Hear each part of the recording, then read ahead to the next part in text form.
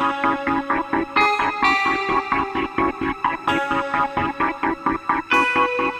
parano.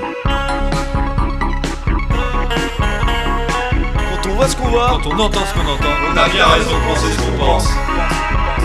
Ouais, moi je suis parano. Tous parano. Nous écoute. Bienvenue dans Tous Parano. Aujourd'hui, on vous parle du plus géopolitique des complots, la guerre en Ukraine. Imaginez, la guerre en Ukraine repose sur le mensonge. La Russie n'est pas l'agresseur. Elle ne fait que se défendre face à l'hostilité des élites occidentales. Et les Européens, à travers l'OTAN, ne sont finalement que les marionnettes des Américains qui veulent soumettre le reste du monde à leur volonté. Ces derniers ont même élaboré un plan visant à rayer la Russie de la carte. Ils sont en train de le mettre à exécution sous nos yeux en Ukraine. Et si Poutine a envahi l'Ukraine, c'est pour démanteler des laboratoires militaires secrets qui sont disséminés dans tout le pays. Des biolabs construits par les Américains où l'on fabrique des armes biologiques et où l'on crée de nouveaux virus pour anéantir le peuple russe. À travers leur propagande, les Américains et les Ukrainiens instrumentalisent la guerre pour détruire les preuves de leurs méfaits et cacher la corruption de leurs plus hauts dirigeants. En outre, la guerre en Ukraine permet également d'accélérer l'agenda globaliste de l'élite du nouvel ordre mondial. Elle constitue ainsi une nouvelle phase du Great Reset qui a pour but d'asservir l'humanité. La guerre en Ukraine, c'est l'occasion pour Tous Parano de mesurer combien les théories du complot constituent de puissantes armes de guerre. Des bords du Donbass à la frontière roumaine, les tanks ont écrasé des milliers d'Ukrainiens. Puisqu'aucun dieu du ciel ne s'intéresse à vous, Poutine, réveille-toi, tu es devenu fou. Tous parano. 24 février 2022. La Russie envahit l'Ukraine. C'est la stupeur générale. En dépit des avertissements des Américains, presque personne n'avait vu venir cette invasion qui est considérée comme la plus importante opération militaire en Europe depuis la fin de la Seconde Guerre mondiale. Cette invasion, tant aérienne, maritime que terrestre, a été lancée de nuit sur ordre de Vladimir Poutine. L'armée russe a déferlé sur toute l'Ukraine à partir de la Russie, mais aussi de la Biélorussie et des territoires ukrainiens occupés par les Russes depuis 2014, à savoir la Crimée et les républiques populaires de Donetsk et de Lugansk. Les premières images et témoignages nous parviennent tout de suite. Le jour n'est pas encore levé lorsque soudain, aux quatre coins du pays, le ciel est déchiré par des boules de feu. À Dnipro, Soumy, Marioupol et même Kharkiv, à 300 km du Donbass. Partout, des explosions retentissent. Les Ukrainiens sont sous le feu des bombardements russes.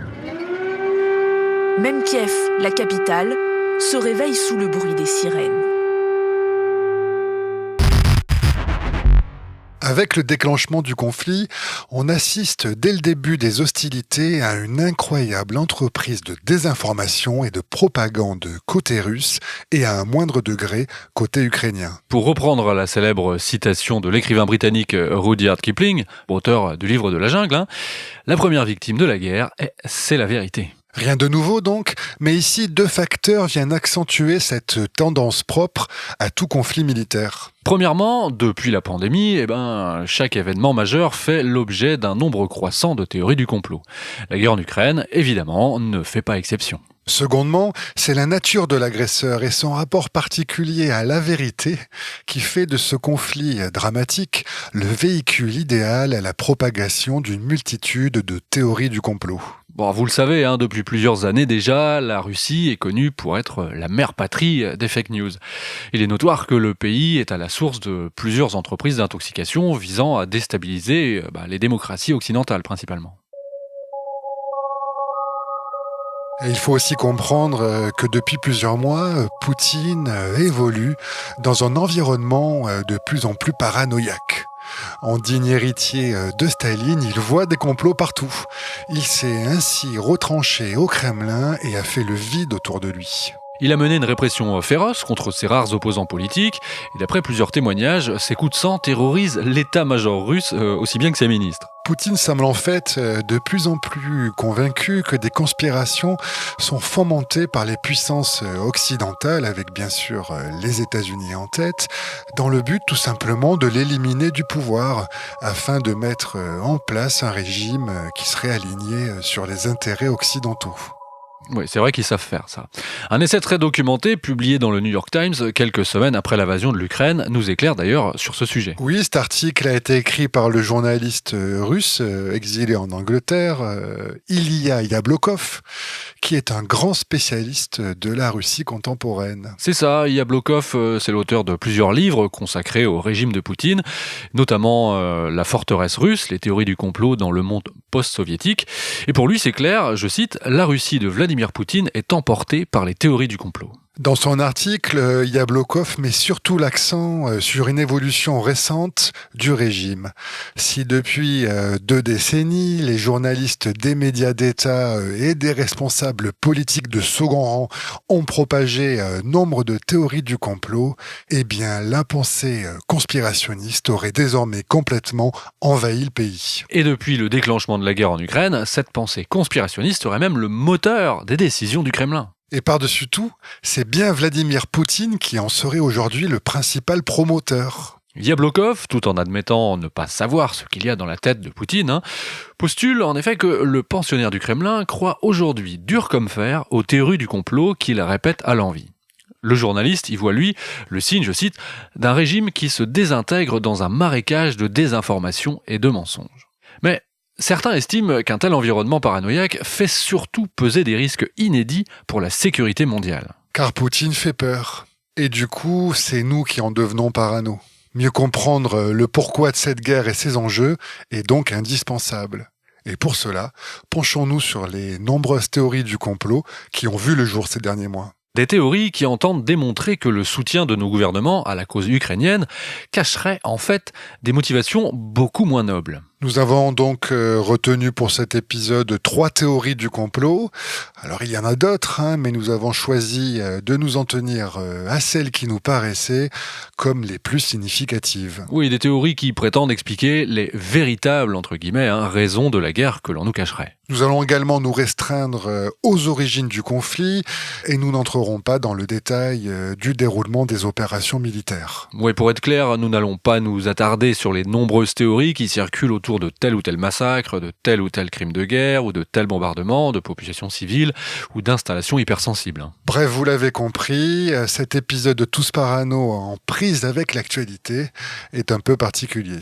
Ensemble, tentons aujourd'hui de mieux appréhender les ressorts de ce terrible conflit qui a déjà fait, faut-il le rappeler, des dizaines de milliers de morts, des millions de déplacés, et dont nul ne peut encore mesurer les conséquences à moyen ou long terme. Tous parano.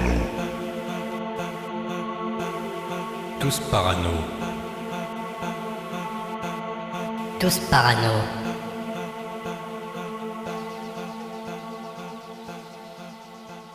Vladimir Poutine est fou, paranoïaque et cherche à reconstituer l'URSS dont il regrette la disparition. C'est peu ou prou la teneur du discours médiatique dominant au lendemain de l'invasion russe. Alors cette explication des faits s'appuie bien sûr sur quelques réalités, à commencer par la volonté manifestée par Moscou d'annexer le territoire du Donbass. Mais elle passe sous silence une question épineuse, celle de l'extension continue de l'OTAN qui menace, selon le Kremlin, les intérêts russes. Du côté occidental, ils sont de prime abord peu nombreux à évoquer cette dimension du conflit.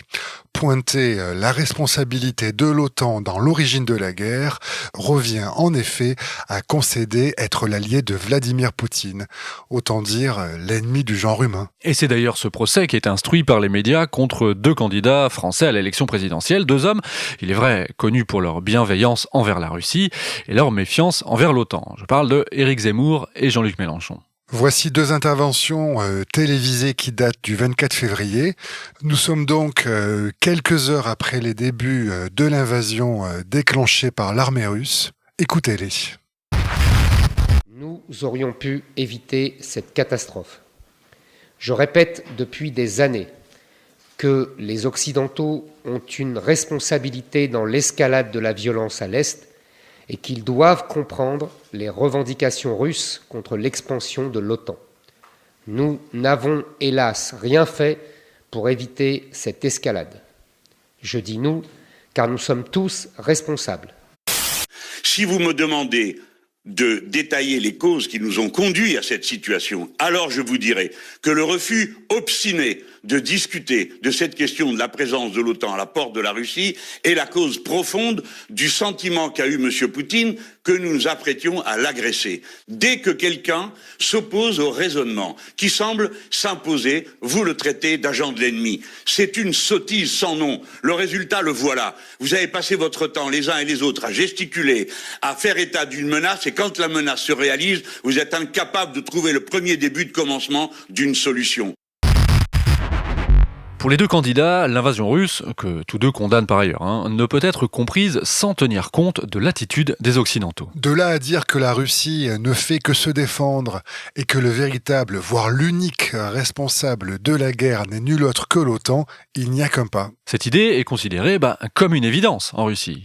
Il faut dire que l'OTAN est le pire cauchemar de Poutine. En effet, dans la propagande poutinienne, l'Alliance Atlantique poursuivrait un but secret, étouffer la Russie pour la faire disparaître. Alors, il faut bien comprendre que cette croyance, fortement ancrée chez les élites russes, constitue bien une théorie du complot. Et depuis 2014, c'est l'Ukraine qui concentre toutes les inquiétudes. Depuis la révolution de Maïdan, qui a entraîné la destitution du président pro-russe, Viktor Yanukovych, Poutine et ses subordonnés sont persuadés que l'Ukraine est devenue un État fantoche sous l'emprise totale des États-Unis. C'est ainsi que dans un long essai publié en juillet 2021, Poutine a pleinement exprimé cette théorie en affirmant que l'Ukraine est totalement contrôlée par l'Occident et surtout que l'OTAN militarise dangereusement depuis quelques années le pays. Ce qui va dans le sens de Moscou, c'est que l'OTAN, initialement conçue pendant la guerre froide pour s'opposer à l'Union soviétique, a persisté après sa disparition. L'OTAN, l'organisation du traité de l'Atlantique Nord pour l'acronyme, est une alliance militaire défensive fondée en 1949.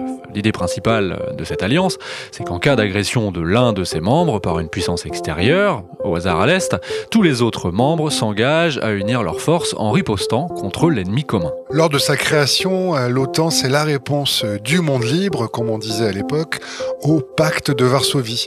Le pacte de Varsovie, c'est l'alliance militaire initiée par l'URSS et qui regroupe alors tous les États communistes du bloc de l'Est. L'OTAN compte à ses débuts 12 États fondateurs, 10 États européens, plus le Canada et les États-Unis. L'organisation s'est ensuite élargie avec l'arrivée de la Grèce et de la Turquie en 52, de l'Allemagne de l'Ouest en 55, puis de l'Espagne en 82. Mais avec l'implosion du bloc de l'Est à partir de 1989, la raison d'être de l'OTAN semble se dissiper. George Bush Senior fait d'ailleurs à ce moment-là la promesse aux dirigeants de l'URSS, Mikhaïl Gorbatchev, je cite, de ne pas étendre l'OTAN d'un pouce vers l'Est. Non, ils vont le faire avec le majeur plutôt. Un engagement qui ne sera pas respecté par le successeur du président américain en 1994. Bill Clinton, donc, déclare que l'Alliance va accepter de nouveaux membres, malgré les protestations du président russe de l'époque, Boris Yeltsin, entre deux verres de vodka, lui. Et en 1997, c'est la Hongrie, la Pologne et la Tchéquie qui sont officiellement invités à adhérer à l'OTAN. Là, c'est important, c'est un tabou qui est brisé, là, puisqu'il s'agit de 3 États qui faisaient partie du pacte de Varsovie durant la guerre froide. 2 ans plus tard, les Occidentaux vont même plus loin. L'Alliance ouvre la voie de l'adhésion aux pays baltes, Lituanie, Estonie, Lettonie, une adhésion qui sera officialisée en 2004. Lituanie, Estonie et Lettonie sont d'anciennes républiques soviétiques. On passe donc ici une étape, puisque ces 3 pays possèdent une frontière commune avec la Russie. Vladimir Poutine déclare alors à cette époque que l'extension de l'Alliance de l'Atlantique Nord jusqu'aux portes de la Russie, dit-il, est une sérieuse provocation pour les intérêts vitaux russes. Malgré les contestations de Moscou, les États-Unis décident de ne pas temporiser et poussent encore à l'expansion. En dépit de l'opposition de la France et de l'Allemagne, les puissances membres de l'Alliance réunies à Bucarest en 2008 se mettent majoritairement d'accord pour inclure à terme la Géorgie et l'Ukraine dans l'OTAN.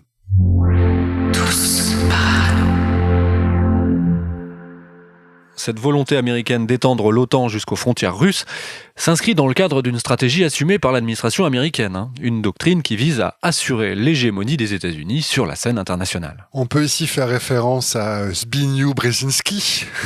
On a déjà parlé de ce personnage au nom imprononçable dans notre épisode consacré au nouvel ordre mondial. Oui, il a un prénom d'instrument breton d'ailleurs. Enfin, Brzezinski a été le conseiller militaire spécial du président démocrate Jimmy Carter, puis des années plus tard celui de Barack Obama. Il est considéré comme l'un des plus grands experts en géopolitique aux États-Unis. Il a également été l'un des principaux membres de la fameuse commission trilatérale, une organisation privée honnie par les complotistes. Et les anticapitalistes. Qui a été créée en 1973 à l'initiative des principaux dirigeants du groupe Bilderberg et du Council on Foreign Relations. Et si on vous en parle de cet homme, c'est parce qu'il est l'un des inspirateurs de la stratégie initiée par Bill Clinton au milieu des années 90 qui vise à l'extension de l'OTAN jusqu'aux frontières russes. Une stratégie formulée en 1997 dans son célèbre ouvrage Le Grand Échiquier. Alors rapidement, entrons un peu dans les détails. Le Grand Échiquier se base sur une idée assez simple. La stabilité du monde dépend du maintien de l'hégémonie des États-Unis. L'Eurasie se doit d'être dominée par l'Amérique afin d'éviter que le pire ne se produise, c'est-à-dire la constitution d'une grande alliance entre la Chine et la Russie. Puisque la Russie est le principal pays qui occupe la zone centrale de l'Eurasie, son endiguement est donc un impératif si l'on veut préserver la domination américaine. Or, selon Zbigniew Brzezinski, la Russie ne peut être une grande puissance sans l'Ukraine. Car, je cite, « Sans l'Ukraine sous sa domination, la Russie cesse d'être un empire eurasien ». Autrement dit, si l'Amérique veut affaiblir son rival russe, il lui faut absolument mettre sous sa coupe l'Ukraine.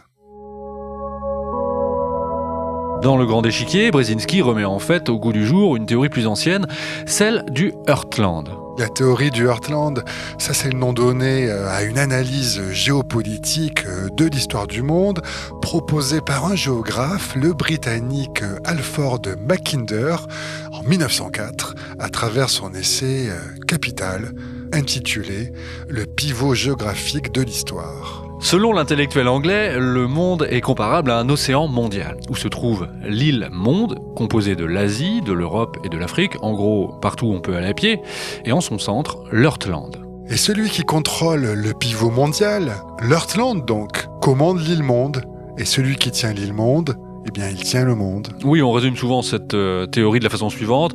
Qui contrôle l'Europe de l'Est contrôle l'Heartland, qui contrôle l'Heartland contrôle l'île Monde, et qui contrôle l'île Monde contrôle le monde. Et le pouvoir qui contrôlerait l'île Monde mettrait en effet la main sur la moitié des ressources mondiales. Et donc au moment où Brzezinski écrit Le Grand Échiquier, cette théorie est toujours enseignée à toute l'élite américaine, de la haute fonction publique. Elle forme le cœur donc de la réflexion stratégique américaine. Si les États-Unis ne veulent pas être marginalisés, rester sur leur île en gros, ils doivent contrôler et dominer le Heartland. Et cela passe par la mise sous tutelle de l'Ukraine. On le voit donc, la propagande poutinienne n'est pas complètement délirante. Après tout, les grandes puissances, elles n'acceptent pas que leurs rivales installent des bases ou des capacités militaires à leur porte. Lorsque l'URSS avait voulu installer des missiles nucléaires à Cuba en 1962, la pression américaine avait conduit à ce qu'ils soient retirés. Pour le président russe, ce qui apparaît comme légitime pour les Américains dans les années 60, l'est tout autant aujourd'hui pour la Russie. Le discours de Poutine, d'ailleurs tenu le 21 février 2022, quelques jours donc avant l'invasion, va dans ce sens. Ce sont bien les activités de l'OTAN en Ukraine, activités qui ont entraîné le pays dans l'orbite de l'Occident, qui sont, selon lui, la principale justification de l'agression russe. C'est ça, pour Poutine, c'est l'OTAN qui a divisé les Russes et les Ukrainiens, qui formaient avant l'intervention occidentale un seul et même peuple. Et c'est l'activité militaire de l'Occident qui a transformé l'Ukraine en un pays anti-russe, abritant des ennemis cherchant à humilier la Russie. Écoutons Vladimir Poutine. Dans sa politique anti-russe agressive, l'Occident a franchi toutes les limites. Nous entendons constamment des menaces contre notre pays et notre peuple. L'OTAN effectue des reconnaissances dans tout le sud de la Russie. À Washington, Londres et Bruxelles, ils poussent directement Kiev à déplacer les opérations militaires sur notre territoire. Ils ne cachent plus le fait que la Russie doit être vaincue par tous les moyens sur le champ de bataille, puis privée de sa souveraineté politique, économique, culturelle et en général de toute forme de souveraineté, avec un pillage complet de notre pays. On le perçoit bien dans cette intervention, hein. Selon Poutine, les Occidentaux ne viseraient pas seulement donc l'endiguement de la Russie, mais bien sa suppression pure et simple. Et cela nous amène justement à une seconde théorie du complot martelée par la propagande du régime russe. Une théorie qui amplifie la précédente. L'OTAN poursuit un plan secret qui vise au morcellement de la Russie. À en croire le Kremlin, l'Occident voudrait donc partager le territoire de la Russie. D'où vient donc cette théorie qui confine à la certitude chez les élites russes ? Eh bien, pour répondre à cette question, il convient de revenir à l'année 2007. Cette année-là, lors de sa conférence de presse nationale annuelle, Poutine se voit poser une question étrange. Je cite.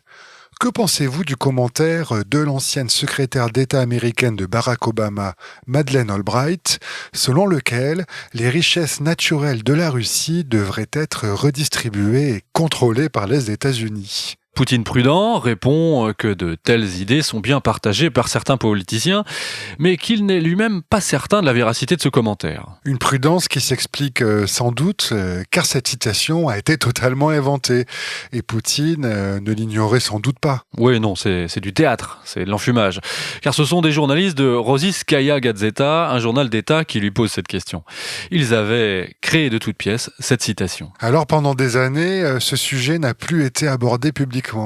Et il a fallu en fait attendre la révolution de Maïdan et l'intervention russe en Crimée pour que la théorie d'un plan occidental visant au démantèlement du territoire russe revienne au premier plan. Oui, c'est en 2015. C'est d'abord le secrétaire du Conseil de sécurité de la Fédération de Russie, Nikolai Patrouchev, qui remet cette théorie sur le tapis. Il dit que Madeleine Albright a bien affirmé que la Russie ne devait plus contrôler la Sibérie ou son Extrême-Orient et que c'est la raison essentielle pour laquelle les États-Unis sont impliqués en Ukraine.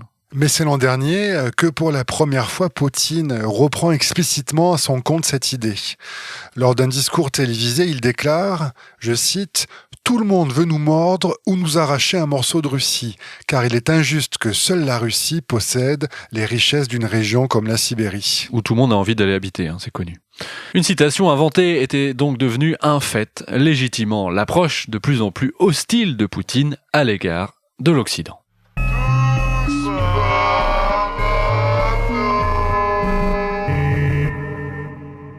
Cette théorie d'un plan secret américain mené par l'OTAN et visant au démantèlement de la Russie a trouvé plusieurs relais en Occident.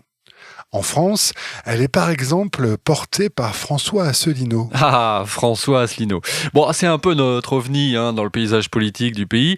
C'est un ancien haut fonctionnaire ayant écumé les cabinets ministériels dans les années 90 avant de fonder son propre parti au début des années 2000. Il préside aujourd'hui l'UPR, l'Union populaire républicaine, un micro-parti souverainiste situé sur la droite du spectre politique et qui milite depuis plus de 15 ans pour la sortie de la France de l'Union européenne, autrement dit le Frexit. François Asselineau possède une certaine notoriété parce qu'il est parvenu à être 2 fois candidat à la présidence de la République. Vous le connaissez d'ailleurs certainement, c'était en 2012 ou puis dernièrement en 2017.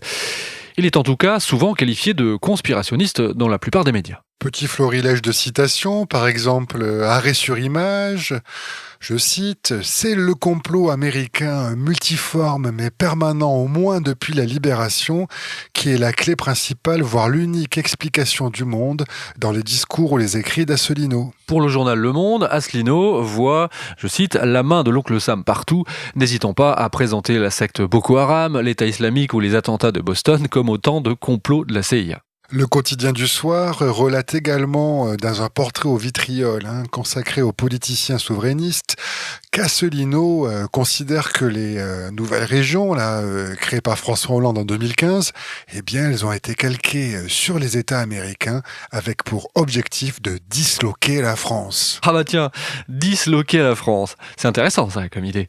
Parce que si on parle de lui dans cet épisode, c'est bien parce qu'il est, donc rappelez-vous, l'un des principaux promoteurs dans nos contrées de la théorie d'un plan américain de dislocation de la Russie. En effet, au cours d'une conférence intitulée Le plan américain pour démanteler la Russie, menée à Paris dans les locaux de l'association Dialogue franco-russe, il y a tout juste quelques semaines, Asselineau a déroulé pendant une bonne heure 30 les preuves de ce complot devant un parterre tout acquis à la cause russe. Et donc, selon Asselineau, les États-Unis cherchent à se débarrasser de toutes les puissances concurrentes qui peuvent leur faire de l'ombre. Et pour cela, la CIA, selon lui, aurait imaginé plusieurs plans pour affaiblir, voire pulvériser les grands ensembles continentaux, et ça dans le monde entier. Le plus connu de ces plans se nomme Syriana, le fameux plan de remodelage du Moyen-Orient, mis au point au moment de la Seconde Guerre du Golfe. Oui, alors il y a d'ailleurs un film éponyme sur le sujet qui a été réalisé par George Clooney. Asselineau évoque ensuite ce qui est beaucoup moins connu, l'existence d'un plan américain de fragmentation des États-nations européens. L'idée principale, là, c'est qu'il faut en finir avec les États-nations tels qu'on les connaît. Ceci devrait être remplacé par des super-régions dont les dimensions, le poids économique et démographique seraient calqués sur ceux des États de la côte est américaine, par exemple. Il s'agit, selon Asselineau, du moyen le plus sûr de bâtir des États-Unis d'Europe, dont les membres seraient moins puissants et donc plus faciles à soumettre aux desiderata de l'Empire américain. Alors pour l'anecdote, la France, État-nation par excellence, serait l'une des grandes perdantes de cette recomposition territoriale. L'Hexagone serait divisé en deux parties. Alors on aurait au nord une partie que l'on nommerait encore la France et au sud l'Occitanie. Donc en gros, on reviendrait à la partition que nous avions sous l'occupation allemande. Mais c'est pas tout. Oui, puisque la France serait également amputée de la Bretagne, devenue indépendante. J'ai pas de commentaire, si ce n'est laisser la Bretagne au lobby agro-industriel et aux éleveurs de porc, ça peut être un peu inquiétant. De la Corse, qui serait une région, ce qu'il commence d'ailleurs à être le cas, totalement autonomisée, mais aussi des Pyrénées-Orientales, qui seraient rattachées à la Catalogne, elle-même indépendante de l'Espagne, qui serait également complètement disloquée, et enfin l'Alsace, réintégrée dans l'espace allemand. Eh ouais, et ce que Asselineau remarque, c'est que dans ce plan, l'Ukraine serait conservée telle qu'elle. Tiens, comme c'est bizarre. Et la Russie alors ? Ah, c'est ça sûrement le plus savoureux, si je peux dire. La Russie serait, elle, complètement démembrée, et ferait même l'objet d'un plan à part entière.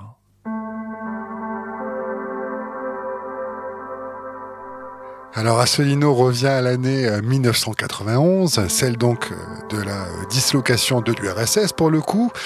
À ce moment-là, il rappelle que 15 ex-républiques soviétiques ont gagné leur indépendance, dont les pays baltes, la Géorgie et l'Ukraine.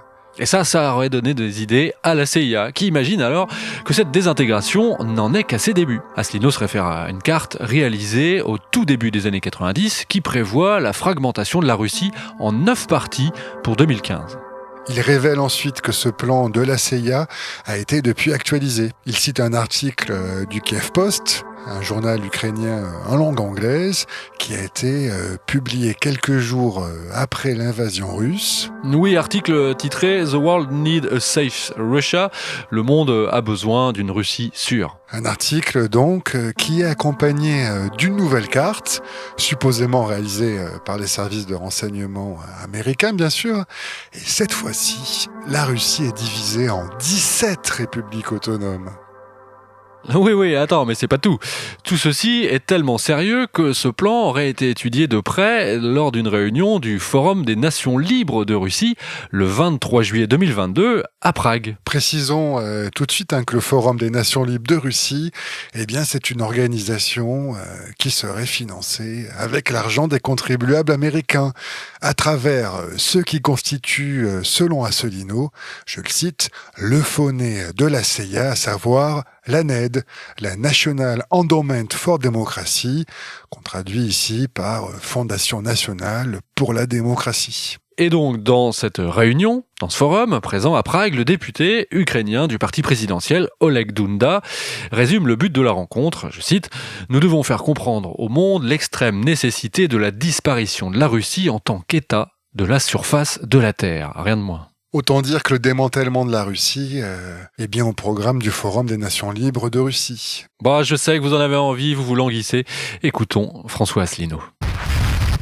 Lorsque l'on comprend qu'il y a derrière la première puissance mondiale, les États-Unis d'Amérique, qui ont une politique avérée, déterminée, d'aller démanteler tous les États qui le gênent, quand on voit les projets qui sont exposés en public, avec des personnalités officielles du gouvernement américain ou du gouvernement ukrainien, c'est quand même pas tout à fait normal, c'est même scandaleux, qu'il y ait personne qui explique aux Français, c'est peut-être un peu plus compliqué que ce que l'on vous raconte, que ce qu'on raconte aux enfants des écoles. Je pense que le président russe, il a dû balancer entre savoir qu'il serait comme ça mis au banc d'infamie dans les pays occidentaux, mais d'un autre côté, voir qu'il y a derrière une stratégie qui est en fait la stratégie de désintégration de la Russie. Bref, vous le comprenez, sur ce sujet, difficile d'avoir les idées claires. Hein. Si l'existence d'un plan de démantèlement de la Russie ne fait pas vraiment de doute, là, maintenant, rien ne permet par contre de considérer que celui-ci serait mis à exécution à partir du territoire ukrainien. Une nuance de taille, hein, mais qui ne semble pas embarrasser le Kremlin, ni les complotistes occidentaux. Vous êtes tous parano.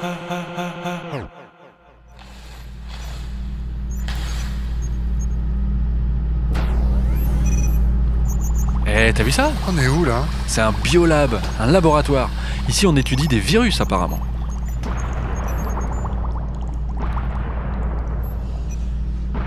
Mais c'est quoi ce qu'on vient d'entendre, là ? Oh, ça, c'est les Russes qui attaquent, à mon avis. Mais la ligne de front est à plusieurs kilomètres. Hein. Ouais, t'inquiète pas, on est bien protégés.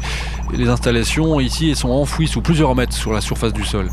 Et puis, je pense pas qu'ils vont détruire ce laboratoire. Hein. Ce qu'il y a là-dedans, c'est trop précieux à leurs yeux, à mon avis. Non, mais me dis pas qu'on est en Ukraine, quand même. Ah, bah si, mon gars, il faut se confronter au terrain, des fois. Ouais, mais quand même.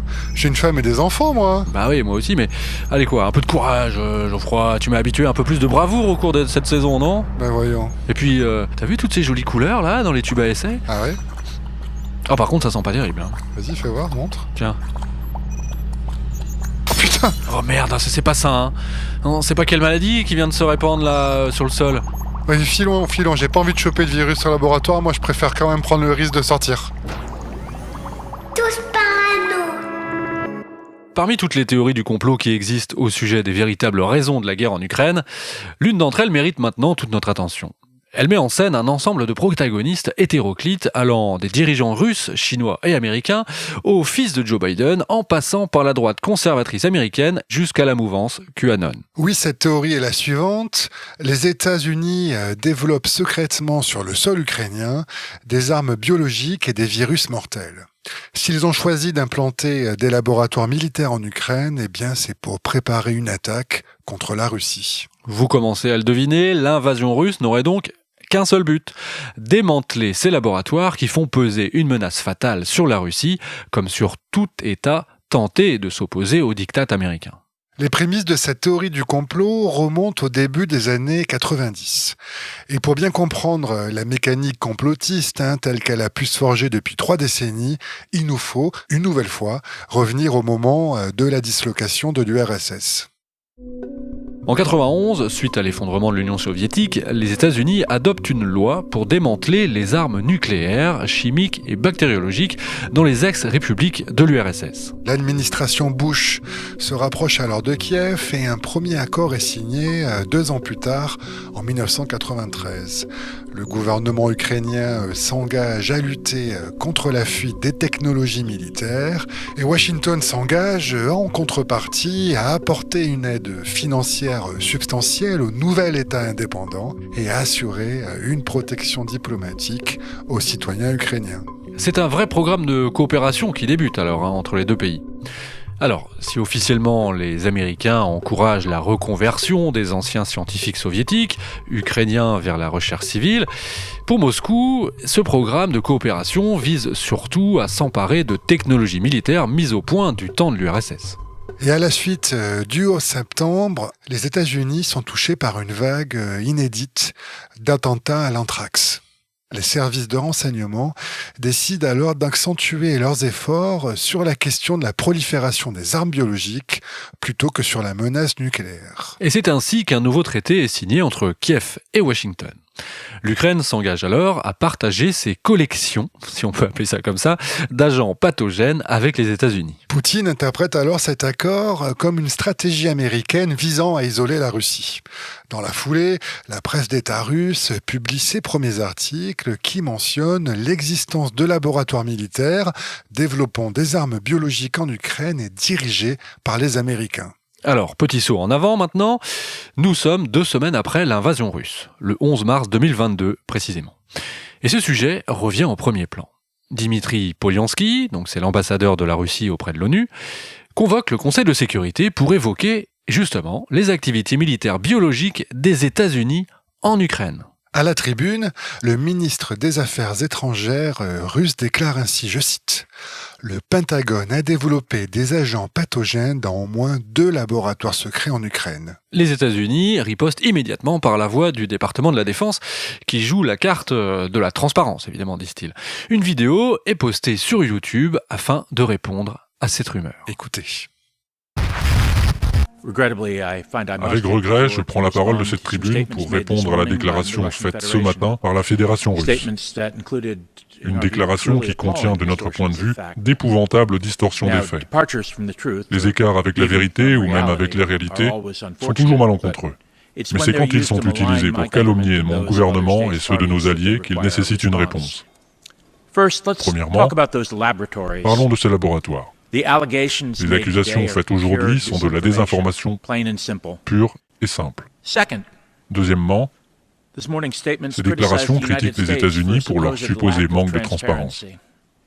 Or, les États-Unis ont été et demeurent profondément engagés à être transparents. L'ironie d'être sermonné à ce sujet par la Russie ne devrait échapper à personne dans cette salle.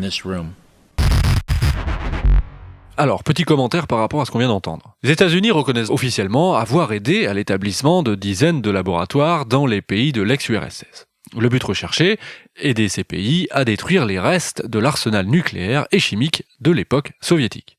Autre élément divulgué dans la vidéo, les installations ne sont pas secrètes. Le département de la Défense indique qu'il existe une liste publique qui précise les lieux où elles se trouvent et ces laboratoires seraient donc gérés également à 100% par les gouvernements qui les abritent. L'aide des États-Unis n'est finalement uniquement que de nature financière. Dans cette guerre diplomatique qui s'envenime parallèlement à la progression des forces russes sur le terrain, la Russie trouve alors un allié de poids, la Chine. Oui, le gouvernement chinois demande ainsi de pouvoir visiter en toute transparence les installations scientifiques en Ukraine où les États-Unis mènent des recherches à but militaire. Zhao Lijiang, le porte-parole du ministère des Affaires étrangères chinois, exige ainsi le 8 mars la publication du rapport sur toutes les activités biologiques militaires américaines menées sur leur territoire et à l'étranger, je cite, pour que la communauté internationale puisse prendre conscience du problème. Il y aurait en effet, selon Zhao Lijiang, 336 installations biologiques américaines dans une trentaine de pays, dont 26 en Ukraine. Si vous avez bien fait attention, on est passé là en un petit mois de 2 laboratoires américains en Ukraine à 26. Dis-moi, Geoffroy, Zhao Lijiang, ce nom dit peut-être quelque chose à nos plus fidèles auditeurs, non ? Et oui, mon cher Gaël, car Zhao Lijiang, on avait déjà évoqué cette illustre personnalité du régime chinois lors de notre épisode consacré aux origines du Covid. Et ce n'est pas pour rien qu'il fait ici à nouveau parler de lui. Ben oui, évidemment. Lijiang, en accusant les États-Unis de développer des virus mortels, fait ici d'une pierre 2 coups. Alors d'une part, il affirme son soutien à la Russie, qui est de plus en plus isolée sur la scène internationale, évidemment, et d'autre part, il crédibilise la thèse portée par Pékin que ce sont bien les États-Unis qui ont développé le Covid-19 dans leur laboratoire, dédouanant ainsi les autorités chinoises de toute responsabilité dans l'apparition de la pandémie. C'est ainsi que 2 jours après son intervention, le 10 mars donc, cette accusation est répétée en boucle dans les médias chinois comme dans les médias russes. On peut lire ainsi dans un article sur le sujet, dans le Global Times, journal d'État chinois en langue anglaise, qui cite le ministère russe de la Défense au sujet des laboratoires américains en Ukraine. Il est affirmé que ces laboratoires expérimentent des coronavirus de chauve-souris en collaboration avec des scientifiques allemands cette fois. Il n'en faut pas plus pour que cette information soit à son tour reprise et déformée outre-Atlantique. Le relais est d'abord pris aux États-Unis donc par le site Infowars, dirigé par le pape du complotisme Alex Jones, dont on vous a déjà parlé à plusieurs reprises. Oui, et qu'il est arrivé des malheurs, là, je crois que c'est la fin d'Infowars d'ailleurs. Alex Jones, en tout cas, explique que l'invasion russe vise essentiellement à détruire ces laboratoires. Poutine est donc dans son bon droit, dit-il. Aux États-Unis, des proches de Donald Trump poursuivent l'offensive. Cela montre que cette théorie ne se réduit pas au cercle purement complotiste. Steve Bannon, l'ex-conseiller en stratégie du président Trump, et Marco Rubio, le sénateur républicain de Floride, demandent ainsi des explications à la Maison-Blanche sur ses activités en Ukraine. C'est ça. Alors écoutez bien l'extrait sonore qui va suivre. Nous sommes au Sénat et Marco Rubio demande s'il y a des armes biologiques en Ukraine, et c'est la porte-parole du département d'État, l'équivalent du ministère des Affaires étrangères chez nous, qui lui répond visiblement embarrassé. Écoutez. Est-ce que l'Ukraine a des armes chimiques ou biologiques ? L'Ukraine a des équipements de recherche biologique. C'est ce qui fait que nous sommes maintenant inquiets que les troupes russes vont peut-être chercher à en prendre le contrôle. Donc nous travaillons avec les autorités ukrainiennes sur la façon dont elles pourraient empêcher que ce matériel de recherche ne tombe dans les mains des forces russes. Drôle de réponse quand même. Alors, il y a bien des laboratoires financés par les États-Unis situés sur le sol ukrainien, mais ils seraient en fait consacrés exclusivement à des activités de recherche médicale, civile donc, absolument pas militaire. Mais alors, pourquoi l'administration Biden craint que les Russes ne s'emparent de ces technologies, si elles ne sont que médicales ? Qu'est-ce qui se trouverait vraiment dans ces laboratoires ? Est-ce parce que les virus cultivés dans ces laboratoires feraient peser un danger mortel pour l'humanité s'ils étaient amenés à fuiter accidentellement ou s'ils étaient récupérés par les Russes ? Ouais, je sais pas, mais tu me fais peur. Autre interrogation encore. Pourquoi les Américains ont-ils choisi l'Ukraine, l'un des pays les plus pauvres d'Europe, qui, plus est, situé à la frontière de la Russie, pour y financer ses recherches médicales ? Pourquoi ne pas avoir mis à profit les nombreux partenariats publics comme privés qui existent avec d'autres pays plus avancés, comme la Grande-Bretagne, l'Allemagne, la France ou encore la Suède ? Bref, autant dire que les prises de parole officielles soulèvent autant de questions qu'elles n'apportent de réponses. Le doute s'installe. C'est un monde de parano. Vous êtes tous parano. La théorie se propage hors des frontières américaines. Elle est ainsi reprise par la complosphère en France. On peut citer notamment le rôle de Silvano Trotta, ufologue, proche du réalisateur italien Massimo Mazzucco, dont on vous a parlé dans notre épisode sur le complot lunaire. Oui, Trotta, c'est une figure de proue du complotisme made in France. Il s'était fait connaître pour son opposition aux restrictions contre le Covid et pour son soutien au professeur Raoult. Trotta, avant que YouTube ne supprime sa chaîne, avait réalisé des dizaines de vidéos sur des sujets aussi variés que les ovnis, la Lune, les vaccins, l'incendie de Notre-Dame, les chemtrails ou encore les attentats du 11 septembre 2001. Il est aujourd'hui surtout actif sur Telegram, où il compte rien de moins que 162 000 abonnés quand même. Plusieurs de ses posts assez détaillés ont mentionné les emplacements des biolabs américains en Ukraine. Incroyable. On peut également évoquer le rôle des décodeurs, avec un grand Q et non un C. Ce média complotiste francophone, ouvertement covidosceptique et anti-vax, c'est une émanation de la mouvance américaine QAnon en France, d'où le Q de décodeur. Et donc créé en 2020, celui-ci a joué un rôle majeur dans la propagation de cette théorie du complot. En tête de ces décodeurs, il y a son fondateur, Léonard Szojli. Peut-être le présenter lui aussi. Oui, Szojli, c'est donc, bon, comme tu viens un petit peu de le dire, le visage de QAnon en France. Alors c'est un Albanais qui vit aujourd'hui essentiellement en Suisse. C'est également un producteur de musique de mauvais goût, je dirais. Ça c'est gratuit. Oui, mais parce que c'est vrai, je trouve. Il joue très bien la guitare, mais c'est assez horrible, sa musique. Donc Szojli parle aussi bien l'anglais que le russe. Ce qui, pour notre sujet, n'est pas un détail inutile. Et petite anecdote intéressante, Gaël, il a été à l'origine de la fondation de la chaîne YouTube Thinkerview, dont il a présidé l'association jusqu'en 2017. C'est assez incroyable. Thinkerview, bon, vous connaissez peut-être, c'est une chaîne de qualité où l'on peut voir des entretiens de personnalités politiques, académiques ou encore issus du monde de l'entreprise, de la haute administration, souvent sur de très longs formats. Et la chaîne compte quand même près de 175 millions de vues sur YouTube depuis 2012. Oui, c'est un poil plus que Tous Parano. Et donc ce fameux Léonard Szojli, alors que nous sommes quelques jours avant l'invasion russe, publie sur Twitter un post énigmatique que je vous lis. L'État profond est sur le point de renverser le grand échiquier. De grandes choses se passent en arrière-plan. On est sur le point de voir des choses que l'humanité n'a jamais vues jusqu'à présent. Et oui, Szojli avait lu dans l'avenir.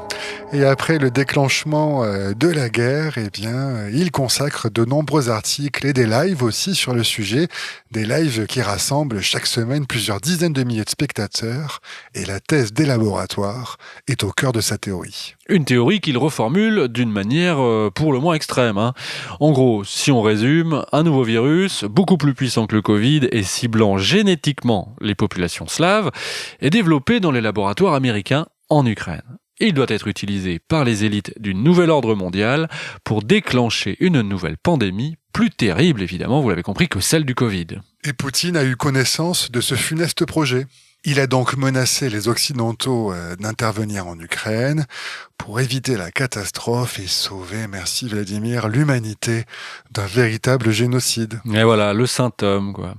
Et en réponse, les Occidentaux ont déclenché la guerre, tout en faisant porter la responsabilité aux Russes, évidemment, afin que la vérité n'émerge pas et que leur plan meurtrier puisse se dérouler comme prévu. Bref, vous le comprenez, on agit ici dans la paranoïa la plus aiguë. Ce qui ne va pas nous empêcher d'avoir le plaisir d'écouter quand même Léonard Szojli. Est-ce que vous vous rendez compte pourquoi il y a cette panique-là, pourquoi on a arrêté de parler du virus et pourquoi il y a un retrait de toutes les mesures? Maintenant, vous vous rendez compte, vous comprenez, parce qu'en fait, l'Ukraine, apparemment, elle a été impliquée, elle avait des liens avec le labo de Wuhan. Et si le labo de Wuhan, c'était juste la main du magicien qui est secouée pendant que le tour de magie est fait avec l'autre main. Vous comprenez? Et si la raison pour laquelle on va en Ukraine, c'est pour bloquer le plan de l'État profond qui consisterait à sortir un autre virus, maintenant qu'ils ont la base génétique, d'accord, avec tous les humains qui se sont fait tester, et si Bill Gates n'avait pas tort, si la suite du plan c'était de sortir un virus plus virulent, pour vraiment provoquer une mort et quelque chose de vraiment désastreux, et que l'attaque en Ukraine bloque ce plan. Tous parano. Moi, je suis parano. Quoi qu'il en soit, la propagation de cette théorie du complot, qu'elle prenne des tournures délirantes ou au contraire qu'elle adopte des traits plus réalistes, commence à inquiéter au plus haut niveau. Et si en premier lieu, ce sont les dirigeants américains qui s'en soucient, eh bien ce n'est peut-être pas pour rien. Ouais, tout à fait. Dans un passé relativement récent, il y a déjà eu plusieurs campagnes de désinformation menées par la Russie qui accusaient les États-Unis d'avoir propagé des virus de par le monde. Et la première campagne du genre remonte au tout début de la guerre froide. La période préférée de Tous Parano, bien sûr. Période bénie. Dans les années 50, donc, quand l'Union soviétique avait accusé les États-Unis d'avoir largué depuis les airs des dizaines de milliers de dorifores. Ah, ça c'est une espèce de coléoptère pour les non-entomologistes qui nous écoutent. Qui auraient été porteurs d'un nouveau virus afin d'empoisonner les récoltes de pommes de terre en Allemagne de l'Est. Ce qui était une façon de cacher les erreurs commises par le nouveau régime communiste en RDA dans la gestion d'une crise agricole qui a quand même eu à l'époque un gros impact sur la population. L'autre cas encore plus célèbre, c'est l'opération Infection. Opération Infection. Lancée par le KGB en 1985 et qui accusait les États-Unis d'avoir créé le virus du sida en laboratoire, ce qui a ouvert la voie à tout un tas de théories sur cette maladie. Oui, d'ailleurs on a bien développé cette histoire dans notre épisode consacré aux origines du sida, qu'on vous conseille évidemment d'écouter. Mais ce qui inquiète surtout Biden et ses collaborateurs, c'est que la Russie pourrait créer de toutes pièces des incidents censés impliquer des armes biologiques américaines afin d'avoir toute l'attitude pour utiliser en représailles ses propres armes biologiques sur le sol ukrainien. Eh oui, Biden déclare ainsi. Allez, je le tente. Poutine est au dos du mur. Et il pourrait orchestrer une opération sous fausse bannière pour justifier l'utilisation d'armes illégales contre les civils et les militaires. Pas mal, hein, Gaël. Honnêtement, on s'y croirait. Et bizarrement, peut-être grâce à ton imitation, mais j'étais en train de me dire qu'en réponse finalement à ces accusations de complot, Biden, il impute à la Russie l'intention de fomenter elle-même un autre complot. Eh oui, et le Kremlin, qui l'entend évidemment de pas cette oreille, contre-attaque, en touchant à ce qu'il y a probablement de plus sensible pour le président américain, son fiston.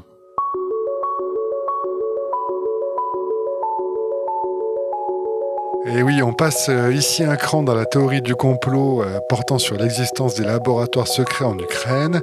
Les Russes lient désormais directement ce programme au président Biden lui-même. C'est ça, et c'est Igor Kirillov, haut responsable du ministère russe de la Défense, qui accuse le fils de Joe Biden, Hunter de son prénom, d'avoir contribué, sous la tutelle de son père, au financement de laboratoires d'armes biologiques en Ukraine.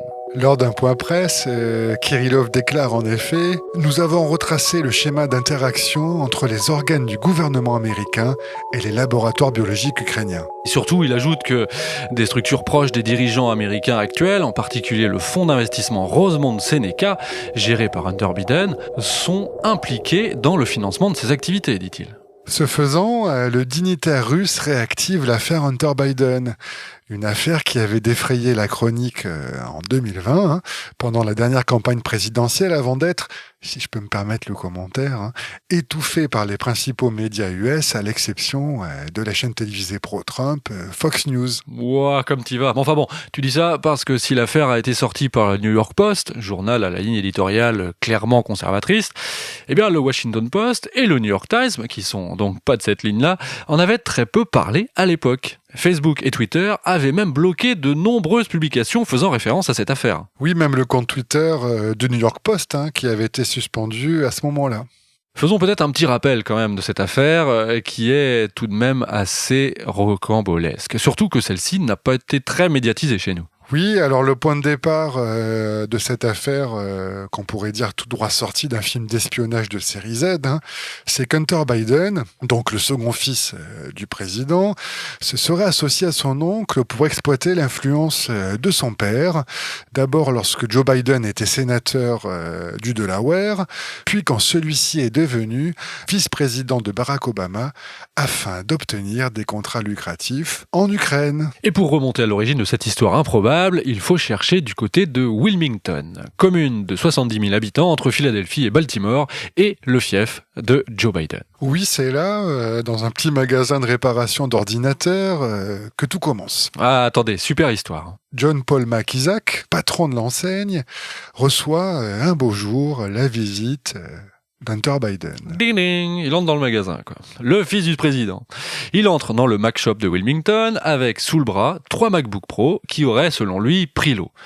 Finalement, Hunter Biden n'en aurait laissé qu'un pour la réparation. Mais pour une raison qui échappe à toute rationalité, il oublie alors son ordinateur et ne vient jamais le récupérer. Et après plusieurs semaines sans nouvelles de son client, John Paul McIsaac, se décide alors à fouiller dans le disque dur de cet ordinateur portable. Et il y découvre alors des milliers de mails compromettants qui attestent pour certains que Joe Biden a usé de son influence pour permettre à l'entreprise Burisma, une compagnie d'exploration et d'exploitation de produits pétroliers et gaziers ukrainienne, de signer des millions de dollars de contrats avec le gouvernement américain. Des accusations d'autant plus sérieuses que son fils Hunter Biden avait été embauché comme consultant par cette même compagnie. Je ne suis pas un journaliste d'investigation. Ce n'est pas mon travail au quotidien. Je réparais des Macs. Mais j'ai vu des documents très compromettants qui montraient clairement un système de pot de vin concernant Hunter Biden et ses contrats d'affaires en Ukraine. Je pense qu'il y avait beaucoup de coordination. J'ai vu quelques emails en provenance directe de la Maison-Blanche adressés à des membres de l'équipe de Burisma, y compris l'agenda du vice-président, pour la situation et la politique menée en Ukraine. Tout ça envoyé directement au numéro 2 de Burisma. Il faut faire attention où on donne son ordinateur à réparer. Conscient d'avoir une bombe politique entre les mains, le réparateur d'ordinateur de Wilmington donc contacte le FBI. Mais avant de remettre le précieux MacBook Pro à l'agence fédérale, John Paul McIsaac fait quand même une petite copie de disque dur, quoi, au cas où. Une précaution qui s'avère payante pour celui qui est décrit par la presse libérale comme un farouche sympathisant de la cause trumpienne. Oui, parce que ça lui permet, en septembre 2020, de remettre l'intégralité des données contenues dans cet ordinateur, donc à l'avocat Rudy Giuliani, l'ancien maire de New York, et puis devenu, à ce moment-là, l'homme à tout faire de Donald Trump. Et c'est ce proche du président américain qui a fait parvenir les informations au New York Post. Le New York Post fait alors état de plusieurs révélations. Alors, premièrement, il est confirmé qu'Hunter Biden a bien rejoint l'entreprise Burisma. Et ce, en 2014, en tant que consultant, avec un salaire de plus de $1 million par an. C'est pas terrible pour lui, mais il y a autre chose. Le journal pointe le fait qu'Hunter Biden ne semble posséder ni qualification particulière pour ce poste, ni d'expérience spécifique dans le secteur de l'énergie. D'ailleurs, il ne parle ni russe, ni ukrainien, ni rien du tout, mis à part anglais. En tout cas, si l'on en croit son CV officiel. Deuxièmement, le New York Post fait remarquer que Joe Biden s'est rendu en Ukraine moins d'un an avant la nomination de son fils. Et oui, est-ce qu'il aurait négocié à ce moment-là un poste pour Hunter ? C'est toute la question. Oui, posé comme ça, c'est sûr que... Troisièmement, le Post souligne que Burisma est régulièrement pointé du doigt en raison d'affaires de corruption qui empoisonnent la vie politique en Ukraine depuis plusieurs années. Et le fonds d'investissement fondé par Hunter Biden, donc Rosemont Seneca, celui-là même, qui serait impliqué, d'après les Russes, dans le financement des fameux biolabs ukrainiens, pourrait avoir notamment fait l'objet de plusieurs rétrocommissions de la part de Burisma. Ce qui est sûr, c'est que tout ça, ça a de quoi faire le bonheur des complotistes. Et devant des accusations si graves, quelques médias américains décident de mener une contre-enquête. Plusieurs journalistes vont ainsi aller rendre visite au réparateur d'ordinateurs John Paul McIsaac pour vérifier les informations dévoilées par le New York Post. Bon, et alors là, il est plus aussi sûr de lui. Le réparateur d'ordinateurs est confus dans ses explications. Il change sa version des faits plusieurs fois, selon les interlocuteurs, évidemment, qui lui ont fait face. On apprend même que John Paul McIsaac ne peut confirmer à 100% l'identité de la personne venue remettre l'ordinateur à réparer. Ah. Il prétexte un handicap visuel qui l'aurait empêché de reconnaître à coup sûr Hunter Biden. McIsaac refuse également d'expliquer pourquoi il a exploré de fond en comble le disque dur d'un ordinateur alors qu'il était simplement chargé de le réparer. Et il relate longuement qu'il est devenu de plus en plus paranoïaque avec cette affaire.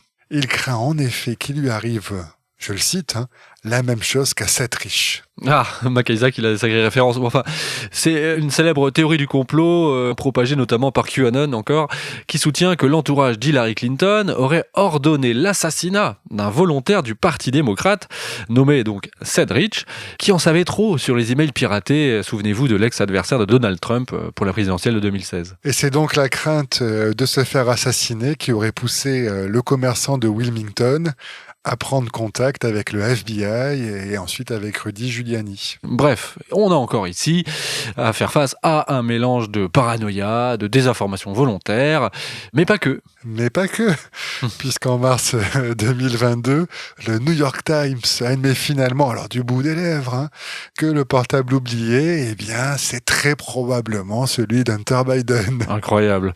De quoi faire dire aux complotistes que la censure qui avait frappé le New York Post sur les réseaux sociaux 2 ans auparavant... Oui, rappelez-vous, même le compte Twitter du journal avait été suspendu. Mais aussi tous ceux qui avaient relayé les infos sur Hunter Biden avaient pour but de cacher un scandale d'État qui aurait pu coûter son élection à Joe Biden. C'est en tout cas la conviction de Darrell Issa. Lui, c'est un député républicain en Californie.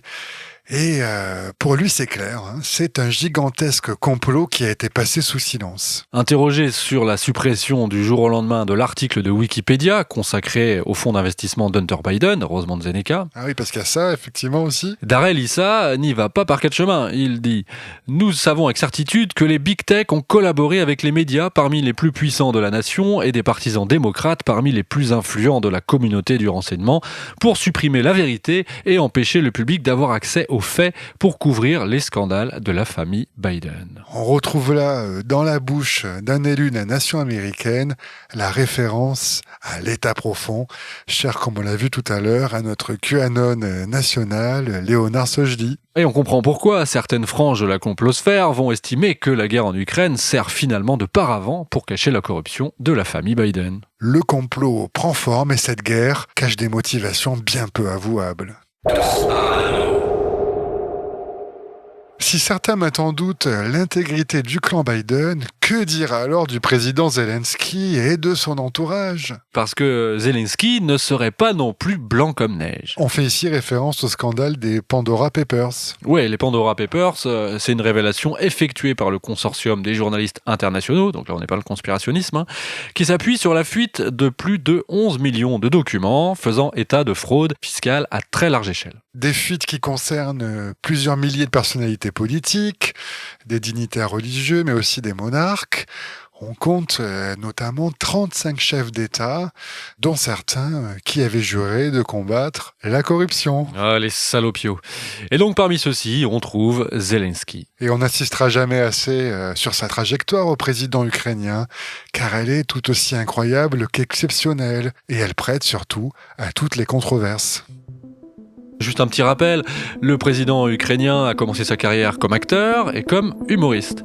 Il s'est ensuite servi d'une de ses séries, qui était hyper populaire, qui s'appelait Serviteur du peuple, où il tenait le rôle d'un enseignant indigné par la corruption de son pays et qui devient finalement président. Et en 2019, Zelensky a la bonne idée de reprendre le nom de cette série pour en faire une formation politique. Ça, c'est complètement dingue quand même. Et il se fait élire avec 73% des voix sur un programme sans concession, mettre fin à la corruption. Autant dire que lorsque le scandale des Pandora Papers éclate, les Ukrainiens tombent de haut.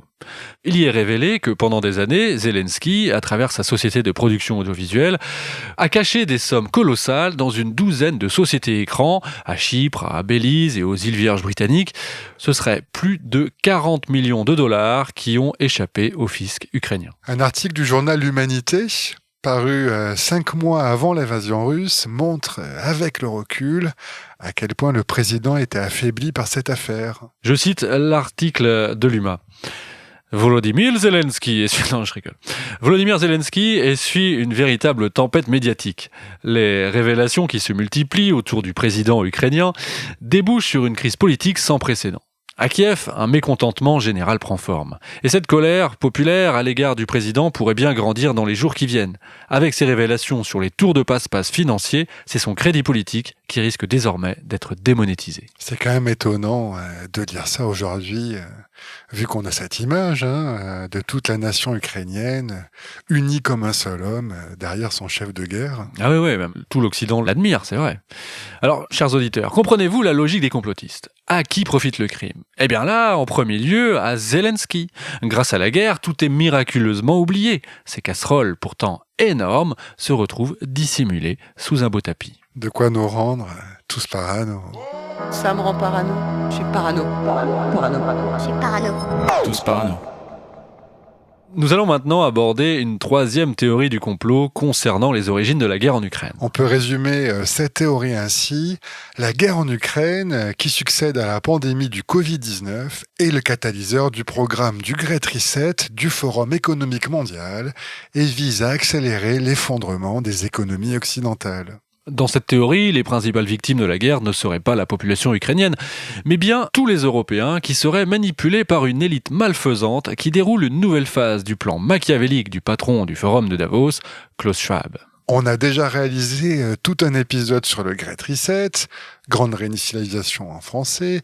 On va donc se contenter de rappeler les grandes lignes du versant complotiste de l'initiative du Forum économique mondial. Alors rapidement en résumé, le Great Reset, c'est l'idée que la pandémie a constitué une opportunité unique pour transformer radicalement nos sociétés. On parle ici d'une réforme totale du système qui s'articule autour de 2 idées centrales, l'accélération de la digitalisation de nos sociétés et la transition énergétique. Et pour les complotistes, les conséquences de ces transformations confinent au cauchemar. Selon eux, le Great Reset devrait en effet s'accompagner de la mise en place d'une société de surveillance où nos moindres faits et gestes vont être tracés en temps réel dans le but de nous contrôler. La technologie est donc instrumentalisée pour nous asservir et les restrictions en tout genre vont désormais faire partie de notre quotidien, nous obligeant à changer définitivement nos modes de vie. Des pénuries sciemment organisées devraient également aboutir à l'effondrement volontaire de nos économies. Et donc pour les complotistes, la guerre en Ukraine arrive à point nommé pour enfoncer le clou de la pandémie. Oui, les événements en Ukraine constituent une onde de choc. Il faut profiter de l'état de sidération des populations occidentales pour amplifier les transformations débutées sous le Covid, qui est la première phase du plan. C'est en tout cas de cette manière que les complotistes du Great Reset interprètent l'invasion russe de l'Ukraine. L'idée de cette théorie du complot, c'est donc que c'est dans les conséquences de la guerre qu'il faut en chercher les causes. Les conséquences, ce sont toutes les pénuries et les perturbations qui sont engendrées par le conflit. Des perturbations et des pénuries qui auraient été en effet prévues, même planifiées par les élites de Davos. D'ailleurs, si on ouvre l'armoire de Klaus Schwab, je suis sûr qu'il y a plein de moutarde.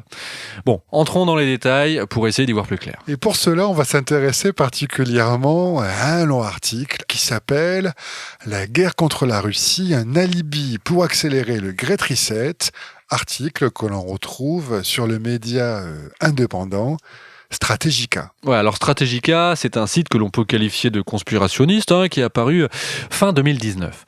Le site se présente comme, je cite, un groupe de recherche indépendant, un think tank qui publie les recherches d'analystes et de politologues indépendants reconnus internationalement pour leur expertise. Alors tout ça ne paraît pas bien méchant, mais quand on consulte le titre des articles, on remarque bien que c'est un peu plus évocateur de la mouvance à laquelle appartient ce groupe de chercheurs.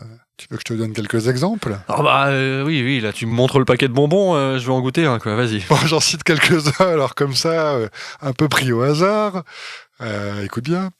Gates, Soros, Rockefeller, Bezos, l'idéologie néo-malthusienne des élites globalistes. Ah, voilà, je suis pas déçu déjà. Vaccination des populations et urgence climatique. Bill Gates, la gouvernance globale et le Great Reset démographique. Excellent. Pour plus classique, la vaccination risque d'entraîner une catastrophe mondiale sans égale. Plus classique, mais toujours efficace. Bon, on commence à comprendre un peu mieux où on met les pieds. Merci. Bon, disons également que ce site est animé par Pierre-Antoine Plaquevent, auteur et surtout connu dans le milieu complotiste pour son livre « Soros et la société ouverte ». Un ouvrage qui postule que les élites du New World Order cherchent notamment à réduire la population mondiale pour maintenir leur domination. Bon. Voilà, les présentations sont faites. Résumons donc un peu cet article qui est un vrai condensé de cette théorie du complot là sur l'Ukraine. Alors selon Strategica, la première conséquence notable de la guerre, c'est que le conflit a provoqué des perturbations sans précédent dans les chaînes d'approvisionnement, que cela soit au niveau de l'agriculture ou de l'énergie. Et cela induit une inflation record. La combinaison d'une inflation galopante et d'une croissance médiocre pose de grosses difficultés pour la pérennité des emplois traditionnels. Et donc dans ce contexte, on assiste à une paupérisation de la main-d'œuvre et à un appauvrissement généralisé. Jusque-là, c'est assez banal, on va dire. Mais où est le complot alors ? Eh bien, pour Strategica, ce contexte économique pour le moins morose, qui, rappelons-le, ne doit rien au hasard, constitue en fait le prélude idéal à la mise en place du fameux Revenu mondial universel, projet au cœur du programme du Great Reset. La baisse du nombre d'emplois disponibles va en outre accélérer les transformations numériques et entraînera inéluctablement le développement de l'intelligence artificielle, de la robotisation ainsi que la généralisation de l'usage de plus en plus courant de logiciels intelligents dans l'industrie et les services. Le grand dada de Klaus Schwab, le gourou de Davos. Deuxième élément soulevé par Strategica, la dépendance accrue de l'Europe à l'égard du secteur énergétique russe, en particulier le gaz. Oui, vous le constatez comme nous, les sanctions économiques prises contre la Russie ont un impact direct chez nous, sur notre porte-monnaie. Les gouvernements européens souhaitent maintenir les sanctions coûte que coûte. Nous n'aurions donc pas d'autre choix que de trouver les moyens de nous émanciper de cette dépendance aux énergies fossiles. Et il faut donc profiter de cette crise pour approfondir sans attendre la transition énergétique. Cette politique qui répond parfaitement aux objectifs de développement durable des Nations Unies et à l'impératif zéro émission doit donc permettre d'accélérer le passage à une économie verte pour lutter contre le changement climatique.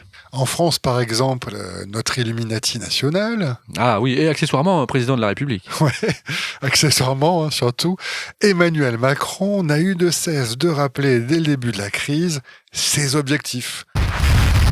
Cette crise venant quelques mois après la pandémie, s'ajoutant aux autres crises, pourrait faire céder beaucoup en disant, au fond, nous avons d'autres priorités, le climat pourrait attendre. Mais l'urgence climatique est bien là, elle n'est pas pour demain. Et donc, tout en vivant cette période de choc, de retour de la guerre, nous ne sacrifierons pas nos engagements climatiques sous la menace énergétique de la Russie. Et donc, l'ensemble des engagements tenus par les pays doivent se poursuivre.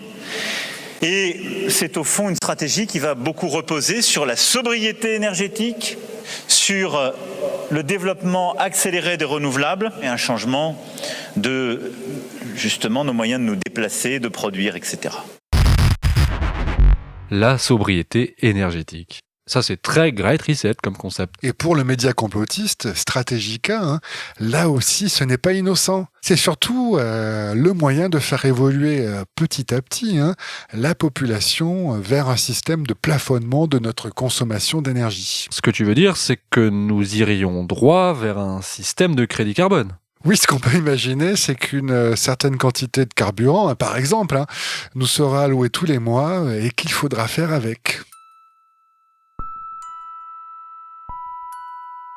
De manière plus générale, la guerre en Ukraine est en train de nous faire passer d'une économie d'abondance à une économie de rationnement. Et pour Stratégica, les pénuries que nous connaissons désormais, elles vont être durables. Et elles vont déclencher des plans d'urgence dans le monde entier pour gérer les rationnements à venir. De quoi avoir toujours plus de contrôle sur nos vies. Eh ben, c'est rose.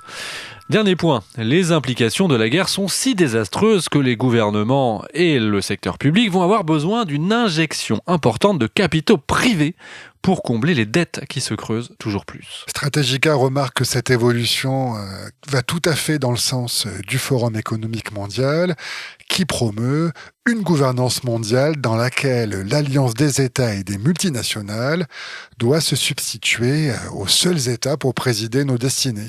À cause de ces difficultés budgétaires, les décisions ne seront donc plus prises uniquement par des représentants d'élus souverains, mais également par un réseau de partenariats publics-privés, des intérêts privés donc, qui ne seront pas responsables devant les électeurs et pour qui les concepts de souveraineté et de droit international n'ont pas de sens. Et en dernier ressort, la guerre en Ukraine servirait la cause de ceux qui sont favorables à l'instauration d'un gouvernement mondial. Écoutons justement Pierre-Antoine Plaquevent, donc le fondateur de Stratégica, sur ce sujet. Pour arriver à une forme de gouvernance globale, intégrée, en fait, il ne peut pas y avoir de politique sans ennemi, en fait. Si on veut un État mondial, eh bien, il faudra un ennemi extérieur à cet État mondial. Et ça ne peut pas être un autre État, puisqu'il n'y aura plus d'autres États. Donc, en fait, c'est toujours la succession des criminels contre l'humanité qu'on a depuis 1945, et à chaque fois qu'ils ont un nouvel avatar, Bachar al-Assad, Milosevic, et maintenant, ce sera Poutine. Là, c'est, on pourrait dire, le criminel contre l'humanité final. Ça va être ça. On va nous présenter ça de plus en plus. Et donc, on a cet ennemi-là. Puis avant ça, ça peut être un virus. Là, c'est l'ennemi parfait, puisque c'était l'ennemi invisible qui là touche tout le monde. Maintenant, depuis plusieurs années, on vit en fait dans la terreur médiatique permanente. C'est-à-dire, on ne nous laisse pas nous reposer un instant. C'est un ennemi en remplace un autre, une peur en remplace une autre. Et là, maintenant, l'ennemi russe succède au virus. Tous parano. Une dernière question se pose, Gaël, avant de conclure. Si la guerre en soi, on le comprend bien, constitue un formidable accélérateur de transformation, pourquoi est-ce que c'est la guerre en Ukraine qui marque la phase finale du lancement du Great Reset. Ah oui, tu veux dire pourquoi spécifiquement l'Ukraine, c'est ça ? Oui, oui. Eh ben c'est parce que l'Ukraine, c'est le pays où le Great Reset est devenu réalité. Ce pays, c'est le champion du numérique. D'où l'offensive de Poutine qui combat ce projet funeste mené par les élites globalistes, pour utiliser un terme que l'on retrouve souvent dans la rhétorique complotiste. Suivant les recommandations du Forum économique mondial, le gouvernement de Zelensky a lancé en 2020 une application nommée DIA dans une logique de tout digitaliser et de tout centraliser. Klaus Schwab doit être content de son poulain. Cette application d'IA, développée par une compagnie privée, regroupe la carte d'identité, le passeport, le permis de conduire, le carnet de vaccination, l'immatriculation de son véhicule, les polices d'assurance souscrites, les remboursements de santé, les prestations sociales et le compte bancaire des utilisateurs. Pas mal. L'appli permet également de payer et se substitue donc à une carte de crédit classique. On a donc affaire à un véritable portefeuille numérique qui correspond en tout point au modèle dénoncé par les opposants Great Reset.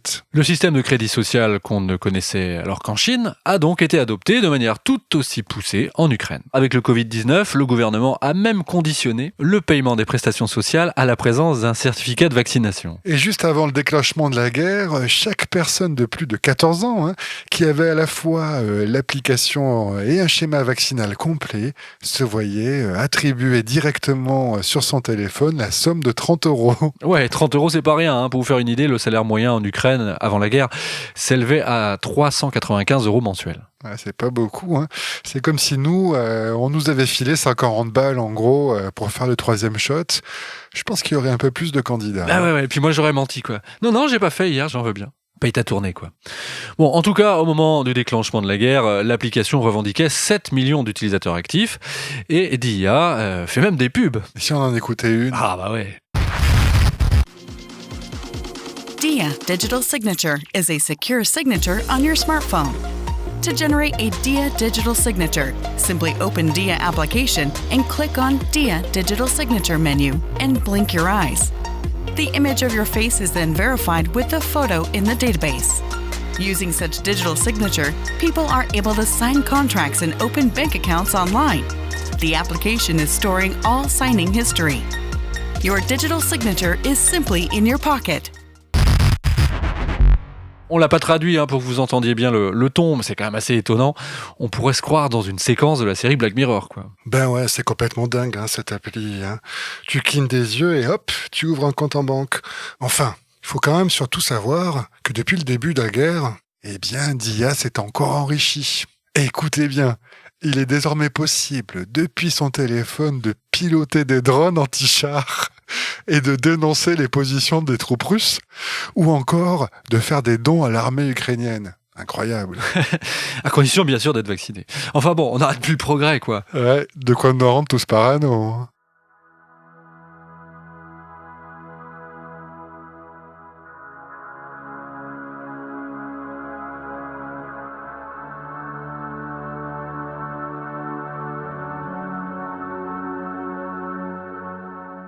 Nous l'avons vu à travers cet épisode, la vérité est la première victime de la guerre. Devant l'état de sidération des populations européennes, les récits alternatifs ont tout naturellement trouvé un terrain d'expression particulièrement fertile avec le conflit ukrainien. La nature de l'ennemi, la Russie, pays connu pour sa capacité à initier des campagnes de désinformation à l'échelle mondiale, a évidemment joué à plein dans la multiplication des théories du complot sur la guerre en Ukraine. Le contexte particulier lié au Covid-19 a eu aussi son importance. La pandémie et la guerre en Ukraine ont montré définitivement que le phénomène complotiste se ravive désormais à chaque occasion. C'est ainsi que selon plusieurs études, plus d'1 Français sur 2 croit au moins à l'une des thèses russes sur les origines de la guerre en Ukraine. Ce qui explique en partie cela, c'est que de nombreux partisans des théories du complot concernant le Covid se sont mis à s'intéresser à la guerre en Ukraine avec la même inclinaison d'esprit, à qui profite donc le crime. On constate en effet une vraie porosité entre les complotistes anti-vaccins et ceux qui croient aux arguments du Kremlin. Selon une étude de l'IFOP, les 3/4 des anti-vax prennent pour vrai le récit du président russe. Et sans surprise, les personnes qui affirment s'informer surtout sur les réseaux sociaux devancent largement ceux qui le font par des médias traditionnels comme les journaux télévisés des grandes chaînes ou les médias papier. À cela s'ajoutent des questions légitimes quant à la véracité des informations que l'on trouve sur des sites politiques alternatifs, comme par exemple les sites Stratégica ou les décodeurs que nous avons mentionnés dans cet épisode. Mais si de plus en plus de citoyens s'informent sur ce genre de site, ne serait-ce pas tout simplement parce que l'information donnée par les médias traditionnels semble être elle aussi particulièrement orientée ? Tout se passe comme s'il n'y avait qu'une vérité possible et que chercher à apporter de la nuance dans le récit officiel revient à s'auto-exclure du camp du bien. Bon, en un mot commençant, ces événements tragiques sont source de confusion et plus personne ne semble y voir très clair.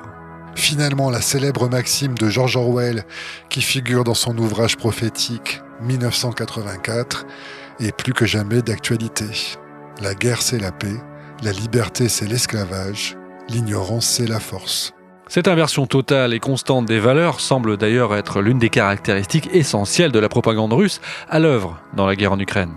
Ainsi, le Kremlin n'utilise jamais le mot guerre pour parler du conflit en cours, mais parle toujours d'opérations spéciales ou d'incidents. Bref, de quoi nous rendre tous parano. Allez, on se retrouve très vite avec un nouvel épisode. Ça, c'est manipulation et manipulation. De toute façon, on saura jamais.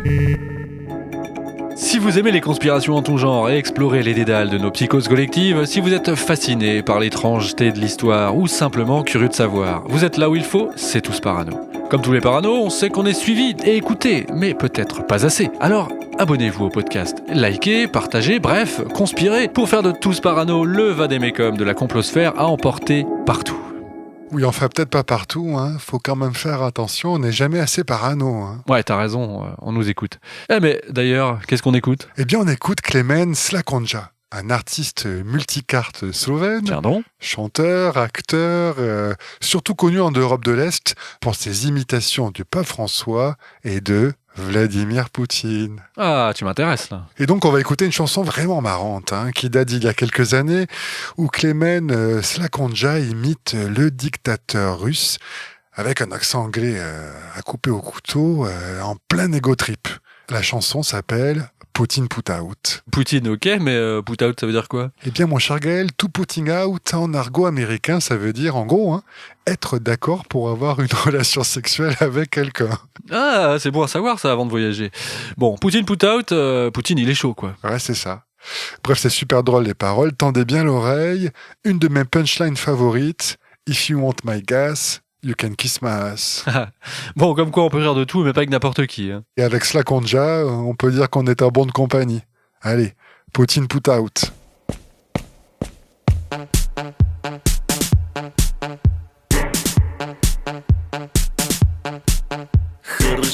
Хорошо, I run this freaking show. You think I can't speak English? There's nothing I don't know. I know that World War III nobody wants to see. So please EU and USA, don't motherfuckers mess with me. Oh yes I can, cause I'm the president with the greatest plan to make my mother Russia number one again. And by the way, I hit better than Jackie Chan. I'm gentleman. Do you want peace or you want a piece of me? I got gas, you see. Don't play games with me. You want my gas? Well, you can kiss my ass. When I play chess, be quiet or eat my pussy riot. Putin, put out. Putin, put out. Putin, put out. Put out. Putin, put out. Putin, Putin, put out. Putin, put out. Putin, put out. Putin, put out. Put out. Putin, put out. Putin, Putin, put out. Putin, put out. Hey, Putin, put out. Hey, Putin, put out. Put out. Putin, put out. Putin, Putin, put out. Putin, put out. Hey, Putin, put out. Messing with Putin. Hey, hey, is a sin. It's great to be president of the biggest country. You can have Winter Olympic Games in 40 degrees.